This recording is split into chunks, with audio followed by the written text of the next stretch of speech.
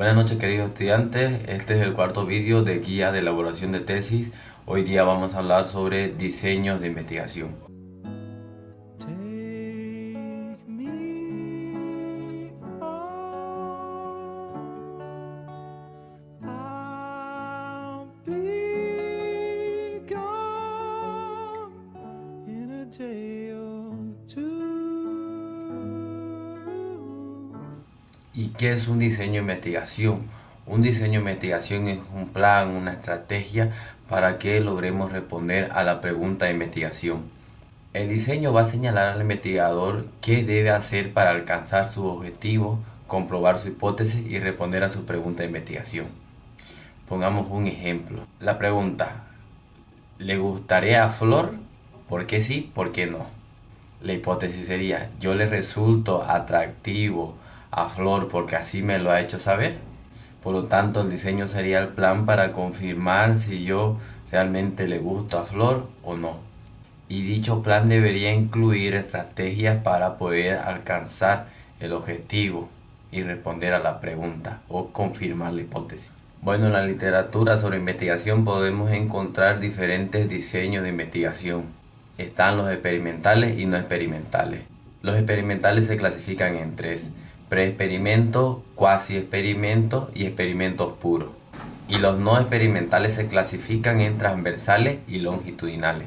Bueno, para empezar hay que entender qué es un experimento. El experimento lo podemos dividir en dos: experimento tomado desde un punto de vista general y experimento tomado desde un punto de vista particular. La concepción de experimento general sería tomar una acción y luego observar qué consecuencias tiene esta acción. Un ejemplo: cuando juntamos ciertas sustancias químicas y vemos qué es lo que va a pasar. O cuando cambiamos de peinado y vemos cómo reaccionan las personas a esta transformación.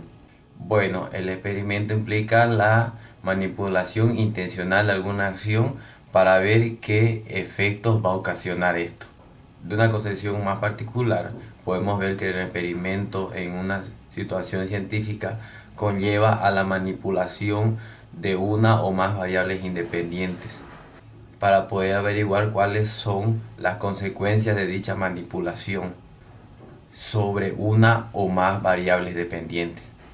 Ojo que esto se tiene que dar bajo una situación de control del investigador. En el sentido científico del término, podemos decir que es la manipulación de variables independientes, una manipulación deliberada para poder ver las consecuencias que tienen en las variables dependientes.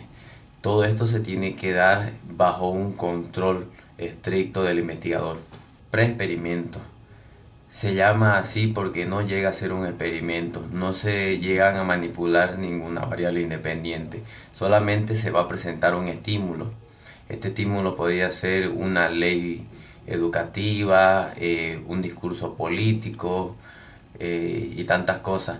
Bueno, luego de eso podríamos ver qué es lo que genera en las personas. Bueno, después de hacer este preexperimento habrá que aplicar una evaluación, una encuesta o algo para ver cómo se están comportando las variables. Repito, este diseño no cumple los requisitos para hacer un experimento porque no se ha manipulado ninguna variable y bueno, no se tenía conocimiento sobre cómo era la variable antes de presentar el estímulo. Los diseños cuasi experimentales. Los diseños cuasi experimentales manipulan deliberadamente al menos una variable, la independiente, para ver cuáles son sus causas y consecuencias en las variables dependientes, para ver cuáles son sus efectos y relación con las variables dependientes. En estos estudios los sujetos no son asignados al azar ni emparejados. Estos grupos ya vienen formados antes del experimento. Un ejemplo sería evaluar los programas para prevenir los delitos en jóvenes que han abandonado su hogar.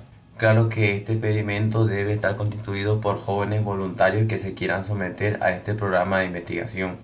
Experimentos puros o experimentos verdaderos. Este tipo de experimentos también es denominado experimentos auténticos, porque en él se manipulan todos los factores que afectan a la validez interna y validez externa. Una de sus características fundamentales es que los sujetos son designados al azar de la población y también se llevan al azar a los grupos de experimentos y de control.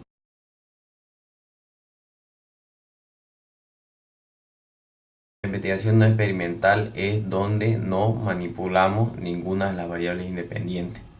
Cabe decir que se observan los fenómenos en su contexto natural, tal y como están. No se necesita manipular nada. Dentro de este diseño tenemos el diseño transversal y el diseño longitudinal. Los diseños transversales recogen datos en un determinado momento.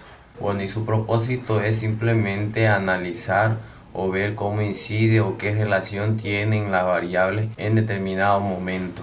Es como si tomáramos una fotografía de lo que sucede. Por ejemplo, estudiar el desempleo en Santa Cruz en la gestión 1-2018, o bien determinar el nivel de escolaridad de un sindicato en determinado momento en la gestión 1-2018. El diseño transversal explorativo. El propósito de este diseño es comenzar a conocer una o más variables.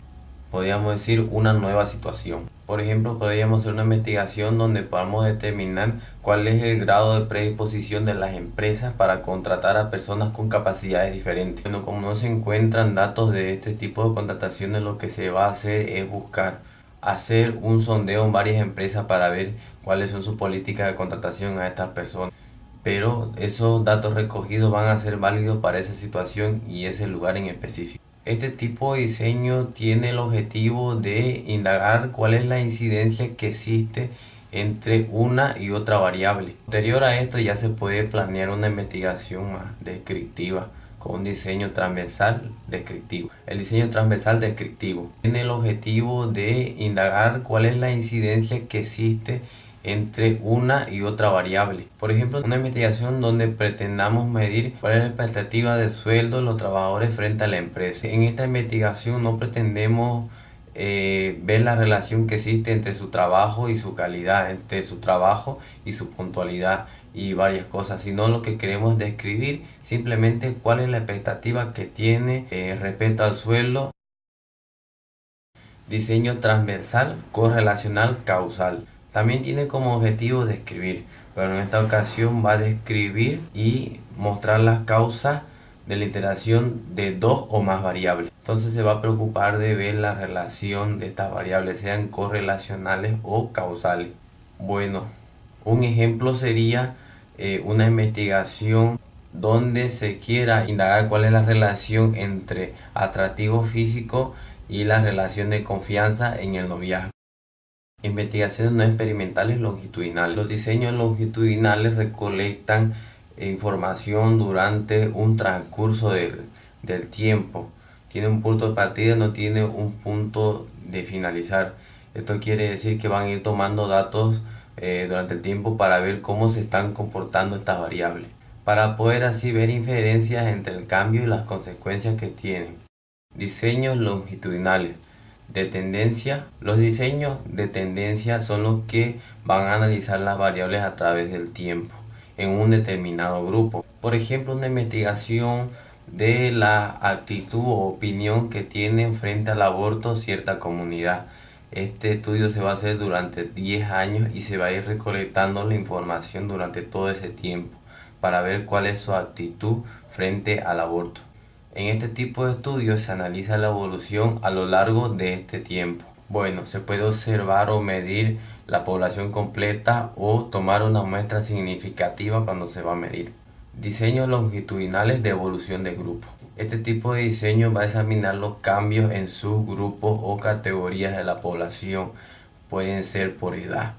Por ejemplo, vamos a estudiar la población que adquirió náusea en 2015. Diseño longitudinal de panel.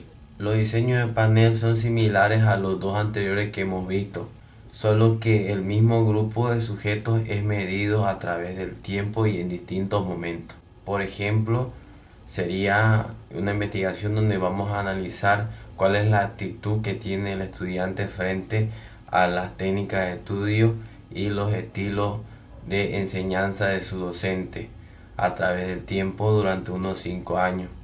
Un ejemplo de esta investigación sería observar anualmente cuáles son los cambios de actitudes de las personas que trabajan en la empresa frente a las políticas de productividad que ha aplicado esta durante unos 5 años.